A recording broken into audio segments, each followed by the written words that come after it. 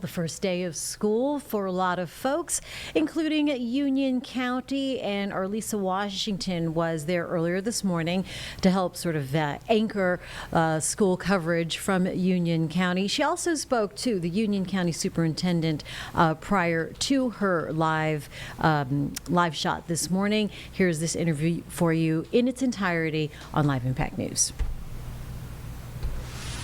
So no new school. This time last year, we were sitting in a brand new Forest Hills High School. No new school buildings open this year, but the excitement is still there. No new school buildings this year. Thrilled to open the brand new school year. We actually are working on and have construction happening right now on what will become the new East Union Middle School, which is where the old Forest Hills High School was. And that is scheduled to open in the fall of 2027. But beyond that, no new buildings, but yes, a lot of excitement. And that'll be, is it sort of a shared campus? They'll be close in proximity. Similar to all of our other secondary schools where we have a middle and a high school in close proximity, similar kind of footprint where they can share the same stadiums, share the same gymnasiums and resources, have really close walking proximity between the two schools, and a lot more ease of access in and out of the different buildings and the campuses. And so teacher retention, you said you're in a better position now than since the end of the pandemic? Yeah, I'd say we're in the best position in terms of vacancies since 2019. We have less than 25 teaching vacancies. We have less than 25 bus driver vacancies, and I would predict that by the 24th of August, that number would hopefully be in the teens, if not the single digits. But we feel really good about the opening of the school year in terms of vacancy numbers. Our team has done a really good job with recruitment, and it's a really good testament to the culture we've built. And then for the pay, the teachers are going to be getting more because they got the raise from the state and then Union County. They're going to be getting the raise from the state. They also are going to be getting a one-time bonus from the state. And then as part of our budget process, our local budget, the Board of Education here has redirected funds to increase teacher supplements by $1,000. When all that's said and done, we are projecting to be in the top 15 when it comes to teacher salaries in North Carolina. That has to make it easier for a teacher deciding where you want to teach. Absolutely. As I said, no one is going to turn down more money in their paycheck, but if it gets to be Absolutely. Which district, Well, and I think also, we think about the geographical location in which we're sitting. Automatically people will say, well, you're competing against CMS, which is true in terms of salaries, but we're also competing against South Carolina. And they've made a really bold effort as a state to get beginning teacher pay upwards of $50,000 plus. I think the General Assembly in North Carolina has seen that. They've recognized that, and we are now, North Carolina is now, with what the General Assembly just did, if not number one in the Southeast region, really close to that in terms of beginning teacher pay. I think something had to give. I mean, it was just mind-blowing to me that teachers in, not that South Carolina is worse, but teachers in South Carolina were making more than teachers in North Carolina. That was very surprising to me. Well, a lot of our teachers they'll retire early at year 20 or 25 and do what's called double dipping. They'll go over to South Carolina and begin working there and making more money and collecting another pension, which, hey, that's the system. I don't blame them. But oftentimes we're lucky. Many of them decide to come back to us. Right, and it helps when you have a high-ranking, high-performing school district. I mean, there's something to be said about that. For sure. Charter schools. Okay. So that's your school has to, or your district has to handle the finances for that? So when the state issues budget and payment to the school system resources based on your enrollment. And so in North Carolina, school systems have to manage what's what we call, we're the pass-through. Okay. When charter schools receive state funding, it comes to us. We then have to account for the number of kids attending a charter school that should be attending one of our schools, and then we issue state dollars from us to them. So does that enrollment for charter schools, does that count into like Union County schools? It does not count for us. In fact, it somewhat counts against us. Imagine that, and I'm just speaking hypothetically here, imagine in Union County there are 50,000 children eligible to attend school. But for our school system, we only have 39,000 or 40,000 that attend us. That's a net difference of 10 or 11,000. 4,000 that is not choosing to be in our schools. And we work really hard to get them back. Those are just approximate numbers for this conversation, but for those students that are not physically in our building, we have to account for them. And our finance staff then issues an allocation to those schools based on the enrollment they have from our system. That makes sense. And so the state, I guess, funds based on how many kids are in the county. In the county. Okay, yes. That makes sense. Yeah, I wouldn't like that either. I get it now. It's a lot of work on our finance team. Right. A very small team. And it's theoretically not benefiting the students in your district. Well, that's correct. It's benefiting children that live in Union County, but not in our. Okay. And the other part to it is it also goes to virtual schools.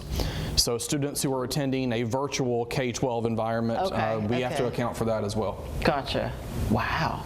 Yeah, I wouldn't like that either. It's a lot to manage. I see what you're, So that's one part of the system that I really hope we can try to figure out at the state level, how to advocate for change. The second part to that is the increase in what's called opportunity scholarships, which are vouchers and financial assistance for families that want to choose a charter school. My perspective on this is a little bit different than many of my colleagues. I come from years of work in systems that value and promote school choice, whether that's Magnet, whether that's working with Magnet or charter schools and partners, and I'm a really competitive individual.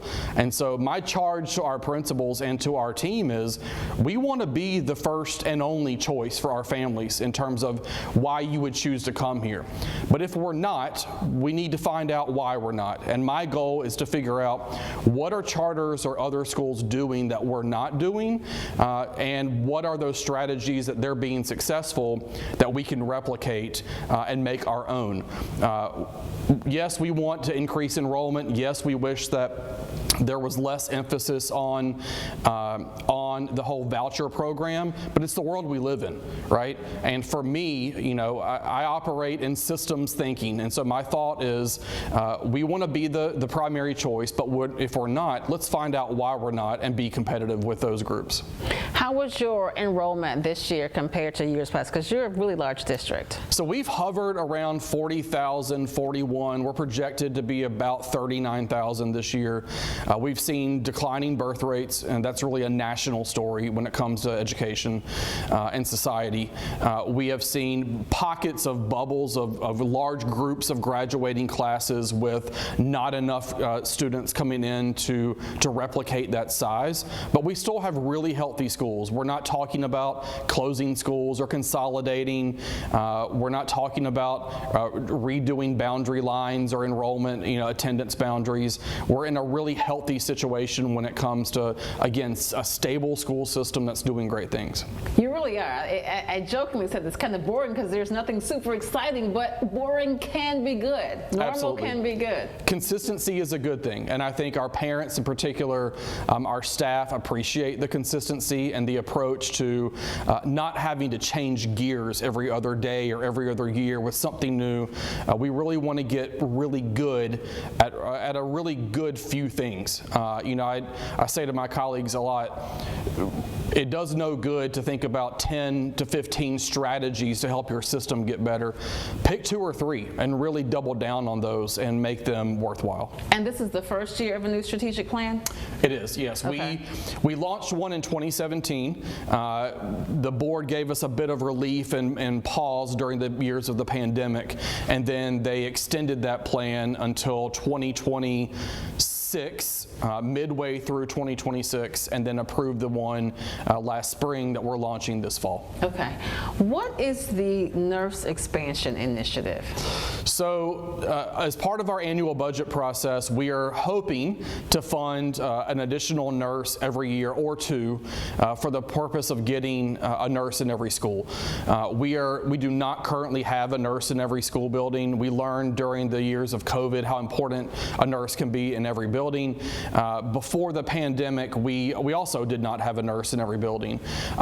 When the pandemic hit, we used some federal dollars to build that employee group up to make sure we had a 1-to-1 ratio. And when federal dollars went away, we had to scale that back. So we're back in the fold of trying to add a new nurse, and over the course of the next, what we hope will be 3 to 5 years, we'll be there. That's pretty impressive. So apparently you were named a national leader to learn from. Some time ago, yes. What does that mean to you? Like you said, you're in a position 10 going on 11 years that some people don't make it more than 2 or 3. Yeah, so I mean that's quite an honor. That was an award given out by a national publication called Education Week, and really it's a testament to our school system. It really means a lot to me, obviously individually, but that recognition is about the great work happening by our team. And the goal that I've always had as superintendent is to help others and to help others be successful, whether that's within our school system or out of our system. But really, when I talk with superintendents across the nation, one of the things that we always talk about is, number one, checking in on each other, and number two, learning from each other. Because I think all of us in this work strive to be the best that we can be, and to make sure that the quality of what we're giving in terms of education to our kids and our youth are really going to make a meaningful impact long term. So, with whatever that recognition or award might be, really it's a testament to the team, and it's a way for me to really spread some of the great things happening. So humble, but yeah, competitive. I like it. So this interview may be the only time that some of your parents or even students will hear from the superintendent. What's your message to them starting this new school year? So my message is, number one, pack your patience. We know that the beginning of the school year is always going to be a little chaotic. The calendar this year is a little different. We actually have 2 full weeks before Labor Day weekend. In the past, the calendar has kind of had us 1 year, then Labor Day weekend, then we can make adjustments and reset in terms of operations and logistics. We've got a little bit more time this year. So I would say, number one, pack your patience. Number two, we're excited to see you, and we're glad that you've chosen either to come to Union County Public Schools as a new parent or to return. And then number three is we make a promise to you, right? Our guarantee that we make to you is, number one, when your children come, they're going to be safe with us. We take a lot of pride in keeping kids safe in our buildings, on our grounds, and then also they're going to receive a really good education, a high quality education. And when we don't live up to that promise, that's when we have to have a hard reset and really focus on what we can do to get better. And that's really our mantra. How can we continuously improve to make sure that the product that our children are getting, and that when they walk across that stage in June and graduation day, that they're really ready for life. I like it. I think that's all the questions I have. Nothing's changed with AI policies. That's still, I mean, it's obviously becoming more prevalent, but it's still. About 2 or 3 years ago, our team, really a team of teacher leaders, came together to create an AI guidebook that we use for professional development and for guidance during the school year. That is something that will continue to evolve. I think AI is just like any other technology. Every day it seems to change and evolve. We're seeing more of our schools and our communities using AI for communication purposes. I, in fact, have embraced that idea of using that tool to communicate. As an example, my back to school message, that it's always going to be a video, will be sent to parents in English, Spanish, Russian, and Ukraine, because we have seen a big increase in our Russian-Ukraine population. And that's really the same exact message, the same video, but it's me speaking 4 different languages, which is a really cool way to embrace the power of AI to meet your stakeholders where they are. So we're continuing to focus on AI, but I would say for us, there really haven't been any major changes in terms of policy.